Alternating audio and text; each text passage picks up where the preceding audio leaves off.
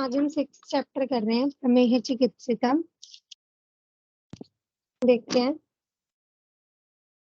सबसे पहले श्लोक नंबर 4 प्रमेह का सामान्य कारण, ये हमने लर्न करना है। ये वाला श्लोक जो है क्या है, देखो। कारण आस्य सुखम स्वप्न सुखम दधिनी ग्राम्य ओदक अनूप रसः पयांसी नव अनपानम गुड़ वैकृतम च प्रमेय हेतु कफ कृचम सर्वम। आस्य सुखम मतलब सुख पूर्वक गद्देदार आसन पर बैठे रहना, या फिर स्वप्न सुख होकर मतलब गद्देदार बिस्तर पर ही सोते रहना। ठीक है, सुख पूर्वक गद्देदार आसन पर बैठे रहना। तो स्वप्न मुख होकर सुख पूर्वक गद्देदार बिस्तर पर सोना। दधी मतलब दही खाना। ग्राम्य जलीय अनु पशु पक्षियों के मांस को अधिक रूप में सेवन करना। दूध का अधिक सेवन, नूतन अन्न, नूतन जल, गुड़ के विकार, लिखा ना, नव अनपानम गुड़ वैकृतम, गुड़ के जितने भी विकार हैं, खांड, चीनी, मिश्री, मिठाई और कफ को उत्पन्न करने वाली जितनी वस्तुएं हैं जैसे भात, खीर आदि, ये सभी वस्तुओं को प्रमेह उत्पन्न करने वाली होती है। ठीक है, के बाद देखते हैं आगे। आगे है ये हो गया, ये श्लोक लर्न करना है, इसका निदान का। हास्य सुखम स्वप्न सुखम दधिनी ग्राम्य ओदक अनूप रसः पयांसी नव अनपानम गुड़ वैकृतम च प्रमेय हेतु कफ कृचम सर्व। ये सब क्या करेगा, कफज रोग कर दे। ठीक है, उसके बाद देखो कफज प्रमेय की संप्राप्ति। कफज प्रमेय की संप्राप्ति क्या है? कफ कारक वस्तु के सेवन करने से बड़ा हुआ कफ मेद, मांस और बस्ती में रहने वाले शारीरिक लेद को दूषित कर प्रमेह को उत्पन्न करता है। क्या होगा? मेदश्च मासम च शरीरजम च क्लेदम कफो बस्तिगतम प्रदूष्य। हो गया कि कफ कारक वस्तुओं के सेवन करने से बड़ा हुआ कफ जो है वो मेद, मांस और बस्ती में रहने वाले शारीरिक लेद को दूषित कर प्रमेह को उत्पन्न कर दे। ठीक है, ये होगी हमारी कफज प्रमेह की संप्राप्ति। आगे हमारी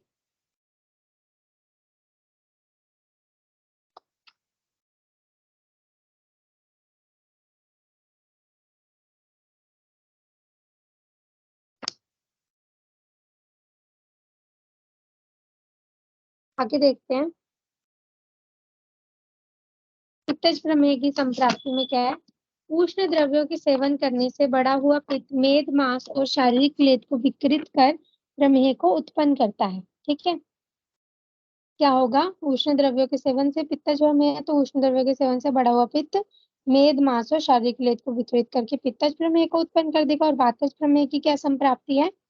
कफ पित्त दोष जब वात की अपेक्षा क्षीण रहते हैं तो बड़ा हुआ वात धातुओं को मूत्राशय में खींचकर ले जाता है, तब वातज प्रमेह को उत्पन्न करता है। वातज प्रमेह कैसा होगा कि जब धातुएं जो होंगी वो मूत्राशय में आ जाएंगी। ठीक है, धातुएं मेनली कौन सी? वसा, मज्जा, ओज और लसिका। ठीक है, और प्रमेह की सामान्य संप्राप्ति में क्या है? कुपित वात पित्त कफ दोष मूत्राशय में जाकर मूत्र को दूषित कर कर अपने लक्षण वाले वात पित्त कफज प्रमेह को उत्पन्न करते हैं। ठीक है, क्या होगा कि सारे जो दोष है वो मूत्राशय में जाकर मूत्र को दूषित कर देंगे और अपने लक्षणों वाले प्रमेह को उत्पन्न करेंगे। ठीक है, कारण हो गया हमारा, तीनों की संप्राप्ति होगी, कफज प्रमेह की संप्राप्ति, पित्तज की और हमारे वातज प्रमेह की, और सामान्य संप्राप्ति भी होगी। ठीक है, अब है देखो प्रमेह की साध्यता और असाध्यता।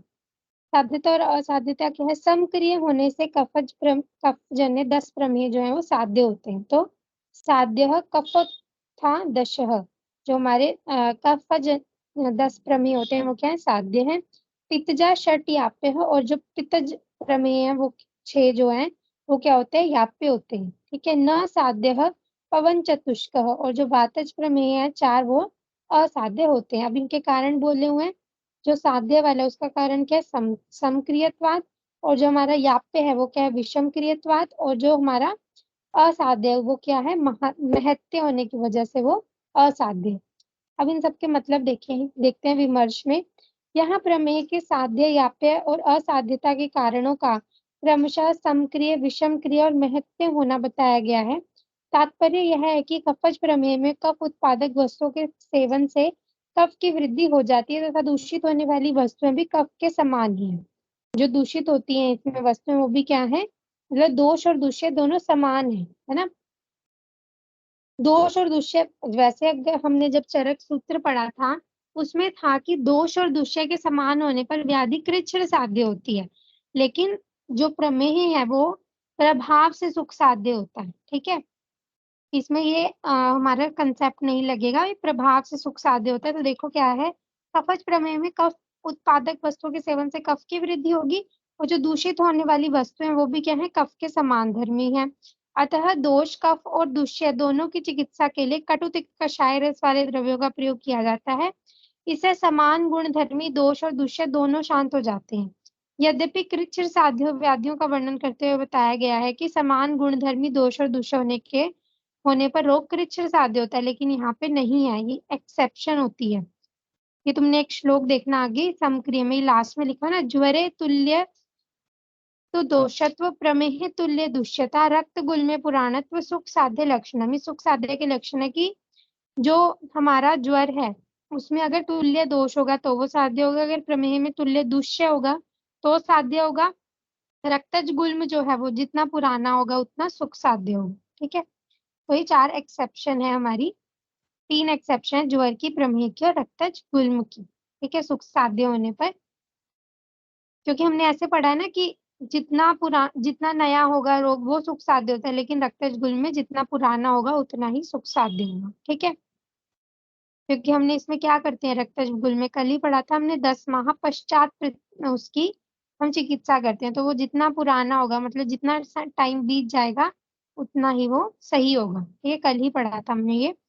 तो समझ आ गया, समक्रियत्वाद में क्या होगा कि दोष दुष्य समान है तो इनकी चिकित्सा भी एक हो जाएगी, दोनों की एक ही टाइप की चिकित्सा हो जाएगी, हमें अलग अलग नहीं करनी पड़ेगी, दोष की अलग और दुष्य की अलग। तो इस वजह से ये सुख साध्य हो जाएगा समक्रिय होने की वजह से। उसके बाद पित्तज प्रमेय जो है वो याप्य है, उसमें क्या होगा, पित्तज प्रमेय में दोष और दुष्य इन दोनों की चिकित्सा विषम होती है, अतः यह याप्य होता है। इन दोनों में क्या होगा, दोष और दुष्य दोनों की चिकित्सा क्या होती है, विषम होती है, इसलिए क्या होता है, याप्य। तात्पर्य यह है कि इसमें दोष पित्त है और दुष्य मेद आदि कफ के समान धर्मी है। दोष तो पित्त हो गया, लेकिन दुष्य तो वही है कफ के समान। यदि दोष पित्त को शांत करने के लिए शीतल एवं मधुर रस वाले द्रव्यों का सेवन कराया जाए तो उससे कफ के समान धर्मी दुष्यों की क्या हो जाएगी, वृद्धि हो जाएगी। यदि दुष्यों को शांत करने के लिए उष्ण कटु द्रव्यों का सेवन कराया जाएगा तो पित्त दोष की वृद्धि हो जाएगी। अतः विषम क्रिया होने से यह याप्य होता है। याप्य इसलिए होता है कि कषाय और तिक्त रस के द्वारा पित्त और दुष्यों का किंचित मात्र प्रतिकार किया जा सकता है, किंतु पूर्ण चिकित्सा न होने से रोग जो होता है वो याप्य ही रह जाता है। अब इस समझ आ गया कि दोष पित्त है, दुष्य जो है वो तो कफ के समान है, अगर हम दोष की चिकित्सा करेंगे तो दुष्य बढ़ जाएंगे, दुष्य करेंगे तो दोष बढ़ जाएंगे। ठीक है, तो इसमें क्या हो रही है, विषम क्रिया हो रही है, तो इसलिए हमने इसको क्या बोल दिया, याप्य है। ठीक है, मतलब इसकी हम थोड़ी चिकित्सा तो कर सकते हैं, जैसे कषाय और तिक्त रस द्वारा पित्त और दूषियों की तो चिकित्सा कर सकते हैं, लेकिन पूर्ण रूप से चिकित्सा नहीं होगी, इसलिए याप्य हो जाएगा। उसके बाद है महत्य। महत्य मतलब जो वातज प्रमेय है वो महत्य है। वातजन्य प्रमेय में धातुओं का ह्रास जितनी तीव्रता से होता है उसकी पूर्ति से उतने शीघ्रकारी द्रव्यों का अभाव है, इसलिए ये क्या हो जाता है, असाध्य हो जाता है। ठीक है, समझ आया, आगे देखते हैं।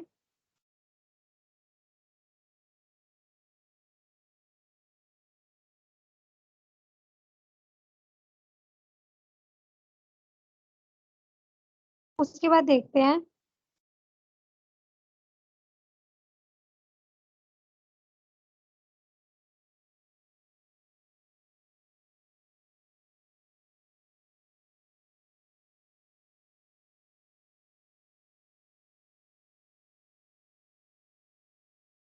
कहते प्रमेह के दोष और दुष्य कितने हैं। प्रमेह रोग में कफ पित्त और वात ये तीनों दोष, और मेद रक्त शुक्र अम्बु वसा लसिका मज्जा रस ओज और मांस ये 10 दुष्य होते हैं। इन दोष और दुष्यों की विकृति से ही प्रमेहों के 20 प्रमेह होते हैं। तो इसमें कितने दुष्य हैं, कफः स पित्तः पवनश, 3 तो दोष हो गए, मेदो अस्र शुक्र अम्बु वसा लसिका ये हो गए, मज्जा रस ओजः पिश्चितम च दुष्य प्रमेहिणाम विंशतिर एव मेहा। इन 10 दुष्यों से 20 प्रमेयों की उत्पत्ति होती है। तो इसको हमने याद कैसे रखना है, BLOK ऐसे याद रखना, BLOK, ठीक है। बी से हो जाएगा हमारा 6 धातुएं हैं इसमें, 6 धातुएं जिसमें अस्थि नहीं है, ठीक है, प्लस BLAOK, ठीक है। बी से हो जाएगा वसा, ऐसे लसिका, ए से हमारा ओ से हो जाएगा हमारा ओज, और के से हो जाएगा क्ले, ठीक है। 6 धातुएं प्लस ब्लॉक के, इसमें क्या है, दुष्य है। उसके बाद देखते हैं आगे। उसके बाद 10 जन्य कफज प्रमेय कौन कौन से है। जलो उपमम मतलब जल के समान मूत्र वाला उदक में, च इक्षु रस उपमम ईख के समान मूत्र वाला इक्षु में, वाह घनम घनम घन मतलब सांद्र वाला, जो मतलब गाढ़ा होगा। फिर लिखे घनम च ऊपरी विप्रसन्नम, जिस प्रमेय में मूत्र के नीचे वाला भाग गाढ़ा हो और ऊपर वाला स्वच्छ हो तो उसको क्या बोलते हैं, सांद्र में है। उसके बाद है सफेद, उसके बाद है शुक्लम मतलब शुक्ल सफेद मूत्र वाला, सशुक्र मतलब शुक्र मिला हुआ मूत्र निकलने वाला। फिर लिखा है शिशिरम मतलब शीतल मूत्र वाला, शीत में है। फिर शनैरवा मतलब वेग रहित धीरे धीरे मूत्र त्याग करने वाला, शनैर में होगा। फिर लाल में मतलब लार के समान मूत्र वाला, लाला में है। वालुकायाम युक्त वा मतलब मूत्र में बालू के समान कण निकलने वाला, सिक्ता में है। ये हो जाएंगे 10 प्रकार के हमारे कफज प्रमेय, ठीक है। उसके बाद देखते हैं आगे। उसके बाद है पित्तज प्रमेय कौन कौन से हैं। क्षार उपमम मतलब क्षार में है, जिसमें क्षार के समान जल निकलता है। फिर है कालम तथापि च मतलब काल में है, जिसमें काले रंग का मूत्र निकलता है। फिर है नील में है, जिसमें नीले रंग का मूत्र निकलता है। फिर है हरिद्रम मतलब हल्दी के समान पीत वर्ण का। फिर है मंजिष्ठा में है, जिसमें मंजीट के रंग का रक्त वर्ण का निकलेगा। फिर है रक्त वर्ण का, रक्त मेतान प्रमेहान षडु शंति पिता, ठीक है। जो जो होंगे हमारे 6 प्रमेय पित्तजन्य हो जाएंगे, ठीक है। उसके बाद देखते हैं आगे। वातज प्रमेय, वातज प्रमेय में क्या है, वातजन्य प्रमेय क्या है, मज्जा में है, ओजो में, वसा में है, लसिका में है। मज्जा ओजसा वा वस्या अन्वितम वा लसिकाया वा सत्ततम विबद्धम, मतलब ये 4 प्रकार का प्रमेय क्रम से मज्जा ओज और वसा से युक्त वाले मूत्र वाला होता है। लसिका में मूत्र जो होगा वो लस्सेदार मतलब रुक रुक कर आता है, ठीक है। यह वात से होने वाला 4 प्रकार का प्रमेय मज्जा ओज वसा लसिका जब वायु द्वारा अत्यंत क्षीण हो जाते हैं तब होता है, और पित्त और कफ के अत्यंत क्षीण होने पर जब वायु अधिक प्रधान होती है तो ये 4 असाध्य प्रमेय हो जाते हैं, ठीक है। निदान स्थान में जब हमने प्रमेय की बात करते हैं वहां पे ओजोमेह को मधुमेह बोला और लसिका को हस्ती में बोला हुआ है, ठीक है। और चरक सूत्र 17 में मधुमेह की संप्राप्ति का वर्णन है। उसमें 2 प्रकार की है, आवरण जन्य और धातुक्षय जन्य, ठीक है। आवरण जन्य तो चरक सूत्र 17 में बताया है, और धातुक्षय जन्य चरक निदान 4 में, ठीक है। उसके बाद देखते हैं आगे। आगे है मूत्र के वर्ण आदि में दोष का संबंध, कि कैसे कैसे दोष का संबंध क्या होगा। वात आदि दोषों के अनुसार सभी प्रमेयों में वर्ण रस स्पर्श और गंध आ जाती है। जब वातज प्रमेय में वर्ण श्याम अरुण शूल एवं मज्जा ओज वसा लसिका इनके गुण से युक्त हो जाता है तो वातज प्रमेय जो है वो असाध्य हो जाएगी, ठीक है। जब ये सारे हो जाएंगे तो वातज प्रमेय क्या हो जाएगा, असाध्य हो जाएगा, ठीक है। उसके बाद है इसके सामान्य पूर्व रूप, प्रमेय के सामान्य पूर्व रूप सारे इंपॉर्टेंट है। देखते क्या है, लिखा है स्वेदो अंग गंधः मतलब स्वेद, और स्वेद निकलेगा कहाँ से, अंगों में से, ठीक है। शरीर से गंध निकलेगी और स्वेद आएगा, ठीक है। उसके बाद है शिथिल अंगता, अंग जो है वो लूज लूज हो जाएंगे, शिथिल हो जाएंगे। च शय्या आसन स्वप्न सुखे रतिष्ठ, और उस मतलब उसको रति हो जाएगी, उसको इच्छा होगी कि मैं हमेशा शयन आसन पर ही बैठा रहूं, ठीक है। फिर लिखे पित्त नेत्र जीवा श्रवण पाद श्रवणो उपदेहो मतलब जो उसका हृदय प्रदेश है, नेत्र है, जीभ है, उसमें हमेशा मैल भरी रहेगी, ठीक है। घन अंगता उसके जो अंग है वो मोटे हो जाएंगे। केश नख अति वृद्धि, केश और नख का अधिक बढ़ जाना, ये हो जाएगा, ठीक है। उसके जो बाल हैं और नाखून है वो बहुत ज्यादा बढ़ जाएंगे। शीत प्रियत्व उसको शीतल द्रव्यों से अधिक प्रेम होगा। गल तालु शोषो उसका गला और तालु सूख जाएंगे। माधुर्यम आस्य कर पाद दहा उसका मुख जो है वो मीठा हो जाएगा। कर बाधा, उसके हाथ और पैरों में जलन होगी। भविष्यतो मेह गदस्य रूपम, ये किसके हैं? पूर्व रूप है मेह के, प्रमेह के। मूत्रे अभिधावंती पिपलिकाश, और उसके मूत्र पर चींटियों का लगना, यह सब क्या है? प्रमेह के पूर्व रूप है। ठीक है, तो क्या क्या है? स्वेदो अंग गंध, शिथिलंगता च शय्या, आसन स्वप्न सुखे रतिश्च, कृत नेत्र जीवा श्रवण उपदेहो, घन अंगता केश नख अतिवृद्धि, शीत प्रियत्वम गल तालु शोषो माधुर्यम आसे कर पादाह, भविष्यतो मेह गदस्य रूपम, मूत्रे अभिधावंती पिपलिकाश। ठीक है, उसके बाद देखो आगे। तो देखो कोई प्रमेह का पेशेंट है, कोई बोल रहा हो कि मेरे अंगों से क्या आ रहा है? स्वेद या गंध आती है, लूज लूज, तो तुम्हें दिखता ही है। प्रमेह वाला पेशेंट हमेशा पड़ा रहता है शैया स्वप्न सुखे। उसके हृदय नेत्र, मतलब एग्जामिनेशन है, देखो कि उसके नेत्र जीवा श्रवण इन सब में मैल होगी। ठीक है, ये तुम एग्जामिनेशन कर सकते हो। घन अंगता, उसके जो अंग है वो घन हो जाएंगे, मोटे, और केश और नख उसके हमेशा बढ़े रहेंगे। उसको पूछना है कि तुम्हें मतलब ठंडी चीजें ज्यादा अच्छी लगती हैं, पूछना है उसको ऐसे। गल तालु शोष, क्या तुम्हारा गला और तालु सूखता है? मतलब जो तुम्हें क्वेश्चन पूछने हैं रोगी से प्रमेह के, वो सारे चरक में ही लिखे हैं। बस यहाँ से श्लोक याद रखना है कि हाँ यही हमने पूछना है। तो लाइन वाइज पूछते रहो इससे कि आपको पसीना आता है, आपको अपने अंगों में से स्मेल आती है, लूज मतलब शिथिल अंग तो तुम्हें दिख ही जाएंगे, क्या तुम्हारे केश और नखत बहुत ज्यादा बढ़ते हैं? फिर उसकी एग्जामिनेशन करेंगे तो हृदय नेत्र जीवा इन सब पे क्या मैल होगी? क्या तुम्हारा गला सूखता है, या फिर तुम्हें शीतल द्रव्य ज्यादा अच्छे लगते हैं? मुख जो है वो मीठा मीठा लगता है? हाथ और पैरों में जलन होती है? ठीक है, तो ये क्या है? सारे और तुम्हारे ये भी तुम एग्जामिनेशन करके देख सकते हो कि उसके मूत्र पे चींटियां लगती हैं या नहीं लगती। ठीक है, उसके बाद है प्रमेह का चिकित्सा सूत्र। चिकित्सा सूत्र भी इसका बहुत इंपॉर्टेंट है। लिखा है स्थूला प्रमेही बलवाहनी एक कृशस्त एक परिदुर्बलश, संब्रीहणम तत्र कृशस्य कार्यम संशोधनम दोष बल आधिकस्य। ठीक है, क्या लिखा है? प्रमेह से पीड़ित रोगी एक स्थूल और बलवान होता है। ठीक है, स्थूल प्रमेही बलवानी ही एक है, मतलब प्रमेह के रोगी को दो कैटेगरीज में बांट सकते हैं। मतलब दो प्रकार के पेशेंट होते हैं प्रमेह के, एक स्थूल मतलब एक मोटा होगा और मोटा और बलवान होगा, और एक दूसरा होगा जो वो कृश और दुर्बल होगा। ठीक है, तो जो कृश होगा मतलब जो पतला है उसके लिए तो संब्रीहणम तत्र कृशस्य कार्यम, कृश वाले के लिए हमने ब्रीहण चिकित्सा करना है। और संशोधनम दोष बल अधिकस्य, और दोषों की अधिकता या बल की अधिकता होने पर उसकी संशोधन चिकित्सा करनी है। ठीक है, स्थूल प्रमेय ही बलवाहनी एक तो हो गया स्थूल और बलवान।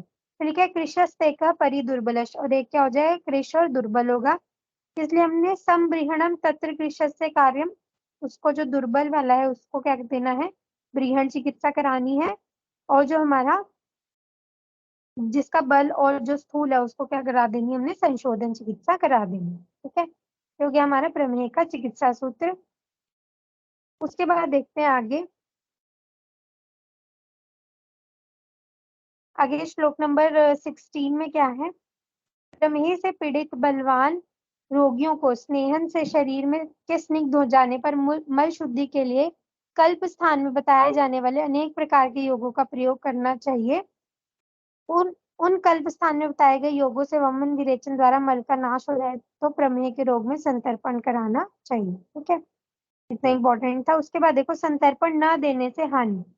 अगर आपने संतर्पण नहीं दिया उन्हें तो क्या होगा? प्रमेह से पीड़ित बलवान रोगियों को संशोधन कराने के बाद यदि अपतर्पण का प्रयोग करा दिया, अगर बलवान रोगी है हमने उसका संशोधन करा दिया, उसके बाद हमने उसका अपतर्पण करा दिया, तो उसकी जो बढ़ी हुई वायु है वो गुल्म धातु शैलिंग और बस्ती में वेदना और मूत्र का ग्रह हो जाता है। इसलिए संशोधन करने के बाद रोगी का अग्निबल देखकर संतर्पण कारक अन्नपान का प्रयोग कराना चाहिए। ठीक है, गुल्मः शयो मेहन बस्ती शूलम मूत्रग्रह च अप्य अपतर्पणेन प्रमेहिणा स्यु परितर्पणानि, मतलब चारों ओर से उसका तर्पण करना है। कार्याणि तस्य पर प्रसमीक्षा वहीनम, उसकी वहीनी का मतलब उसकी अग्नि की समीक्षा करके। ठीक है, उसके बाद है संशमन चिकित्सा की अवस्था।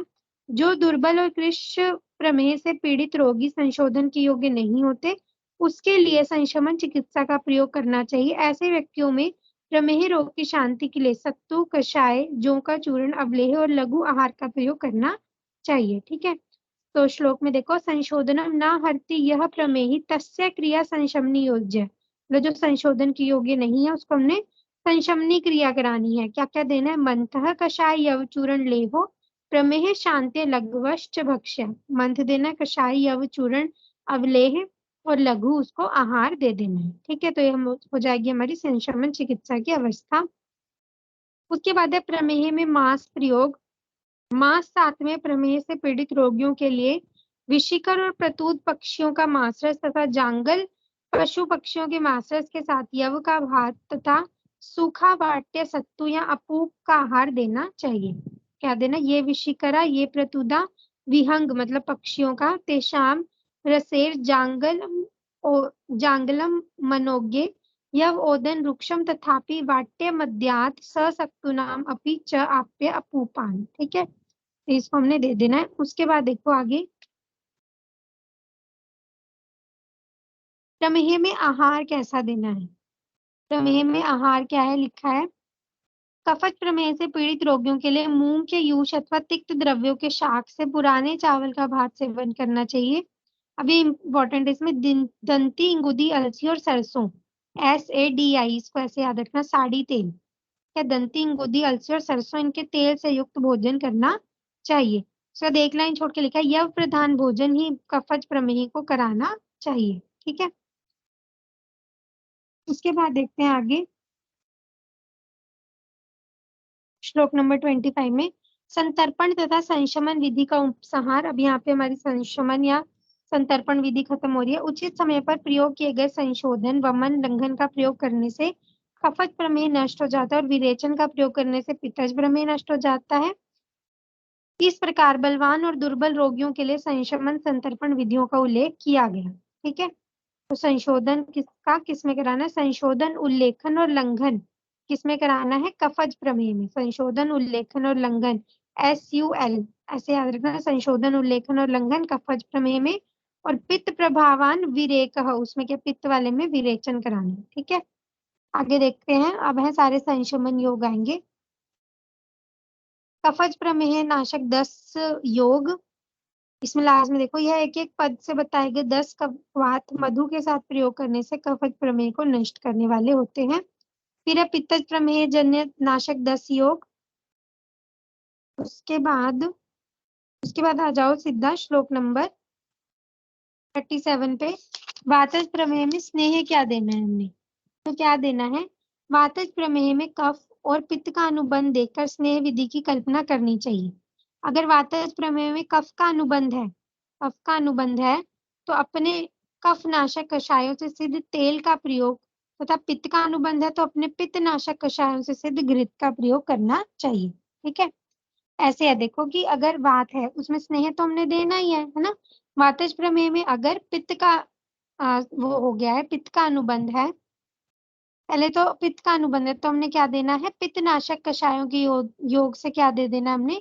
घृत का प्रयोग कराना है। ठीक है, और हमने कफ में क्या कराना है? कफनाशक कषाय योगों से तेल का प्रयोग करा देना है। ठीक है, उसके बाद देखो आगे, त्रिकंटक आद्य स्नेह कफज और वातज प्रमेह से पीड़ित रोगियों के लिए, मतलब इसमें वात और कफज विकारों में देना, लास्ट में लिखा है तेल का सेवन कराना चाहिए। यदि पित्तज प्रमेह से पीड़ित रोगी हो तो इन्हीं सभी द्रव्यों के वात और कल्प से घृत और तेल को सिद्ध करा के सेवन करना चाहिए। ठीक है, अगर वात कफ है तो तेल का, और अगर हमारा पित्तज प्रमेह है तो हमने घृत और तेल से सिद्ध करके त्रिकंटक आद्य स्नेह का सेवन करना है।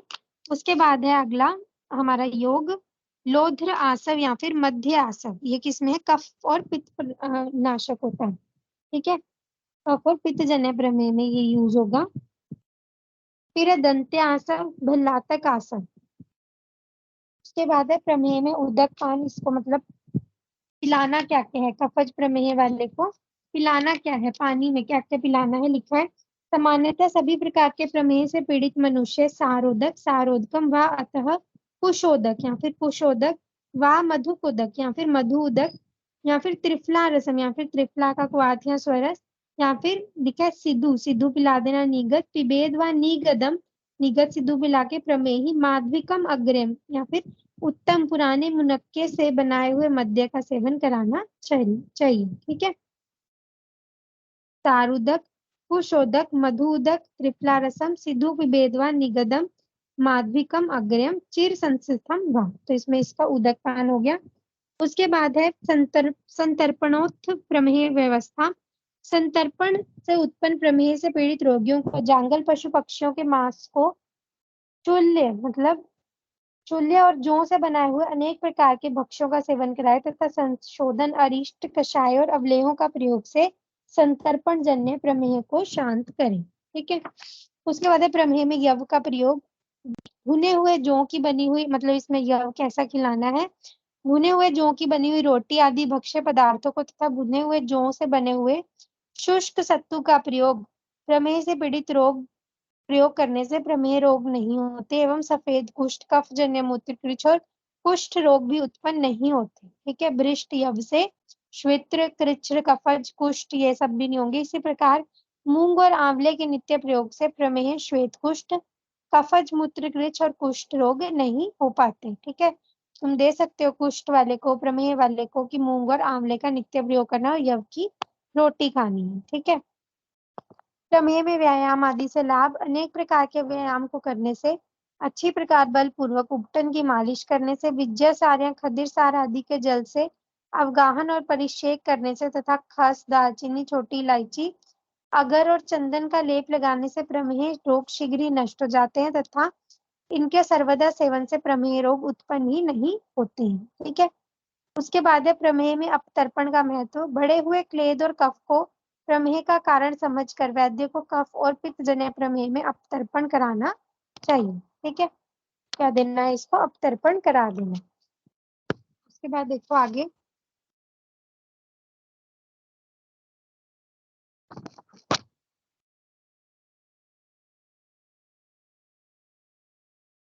उसके बाद है किस वातिक प्रमेह की चिकित्सा करनी चाहिए। वातजन्य प्रमेह की जो चिकित्सा हमने पहले बताई है वह वात प्रधान प्रमेह के लिए अर्थात पित्त व कफ वृद्ध होने पर वृद्धतर वायु जो प्रमेह उत्पन्न करता है उसके लिए पहले बताए हुए घृत तेल इत्यादि चिकित्सा। किंतु प्रमेह रोग में धातुओं के अत्यंत क्षीण हो जाने पर बढ़ी हुई वायु जिन प्रमेह को उत्पन्न करती है वे असाध्य प्रमेह होते हैं। ठीक है। उनकी चिकित्सा का विचार नहीं किया गया क्योंकि उनकी चिकित्सा साध्य रोग की होती है, ना कि असाध्य रोग की। उसके बाद है प्रमेह रोग में निदान परिवर्जन। कल हमने गुल्म में भी निदान परिवर्जन पढ़ा, रक्तपित्त में भी पढ़ा था। ठीक है। जिन कारणों से जो प्रमेह उत्पन्न होता है उन प्रमेयों में उन कारणों का सेवन नहीं करना चाहिए। यही हेतु भी प्रभवंती मेहास्त एषु प्रमेहेतु न त विषय निषेव्यः, क्योंकि कारणों की असेवा हेतु रसो सेवा विहिता, मतलब कारणों की असेवा से अर्थात त्याग ही उत्पन्न हुए रोगों की चिकित्सा होती है। यथेव जातस्य रोगे रोगस्य भवेत् चिकित्सा। ठीक है। बहुत इंपॉर्टेंट है कि त्याग ही उत्पन्न हुए रोगों की चिकित्सा है। उसके बाद है प्रमेह और मूत्रगत रक्तपित्त में भेद, ये भी इंपॉर्टेंट है। कभी कभी प्रमेह और मूत्रगत रक्तपित्त में ना डिफरेंशियल डायग्नोसिस कैसे करें, हमें दोनों सेम लगता है। ठीक है। बिना प्रमेह के पूर्ण रूप ही हल्दी के समान रक्त मिला हुआ मूत्र निकलता हो तो इस प्रकार मूत्र त्याग करने वाले पुरुष को प्रमेह रोग नहीं है ऐसा कहना चाहिए। देखो अब मूत्रगत रक्तपित्त में भी हल्दी के समान मूत्र निकल रहा है और प्रमेह में भी, तो हमें कैसा पता चलेगा कि ये प्रमेह है या फिर मूत्रगत रक्तपित्त है। अगर प्रमेह के पूर्व रूप नहीं है तो वो रक्तपित्त है, अगर है तो वो क्या हो जाएगा, हमारा प्रमेह हो जाएगा। ठीक है। इस प्रकार मूत्र का निकलना रक्तपित्त का प्रकोप है अर्थात रक्तपित्त रोग। उसके बाद देखो प्रमेह का सापेक्ष निदान। प्रमेह रोग में यदि मूत्र मधुर सपिच्छ मतलब झाग युक्त मधु के समान दिखाई पड़ता हो तो इसमें दो प्रकार से विचार किया जाता है। यदि धातु या दोष दूषों के क्षीण होने पर इस प्रकार का लक्षण हो तो उसे वातजन्य का उपद्रव समझा जाता है। यदि संतर्पण आहार विहार के सेवन करने से लक्षण हो तो वो कफजन्य हो जाएगा। इजी था। उसके बाद देखो प्रमेह की साध्यता और असाध्यता। पूर्व रूप के साथ कफज और पित्तज प्रमेह तथा क्रम से उत्पन्न वातज प्रमेह साध्य नहीं होते। अगर पूर्व रूप है तो हमारा कफज और पित्तज प्रमेह भी साध्य नहीं होगा। पित्तज प्रमेह याप्य होते हैं किंतु पित्तज प्रमेह में अगर मेद अधिक दुष्ट ना हो तो पित्तज प्रमेह साध्य हो जाता है। ठीक है। उसके बाद है प्रमेह एक कुलज विकार है। जातः प्रमेही मधुमेहिनो, मतलब सहज प्रमेही या फिर मधुमेही साध्य नहीं होते, वह न साध्य उक्त, क्यों ये साध्य नहीं होते। सही बीज दोषात, क्योंकि उनका प्रमेह बीज दोष के कारण होता है, मतलब शुक्र और शोणित संयोग स्वरूप बीज में ही दोष की उपस्थिति होती है, इसलिए मूल कारण के दूषित होने से असाध्यता होती है। इसी प्रकार कोई भी कुलज रोग जो है वो असाध्य ही होते हैं, कोई भी साध्य नहीं होगा। ठीक है, ये च अपि केचितं कुलजा विकारा भवन्ति तांश्च प्रवदन्ते असाध्यानाम्। ठीक है, उसके बाद है प्रमेह पीड़िका की व्यवस्था। सूत्र स्थान के 17वें अध्याय में जो अलग से हमने 7 प्रमेह पीड़िकाओं को उल्लेख किया है, उनकी चिकित्सा कुशल शल्य शास्त्र के ज्ञाता चिकित्सक से शस्त्र द्वारा संशोधन तथा रोपण औषधों के द्वारा चिकित्सा करनी चाहिए। ठीक है, ये हो गया हमारा प्रमेय वाला चैप्टर खत्म। कल पुष्प वाला करेंगे। बाय।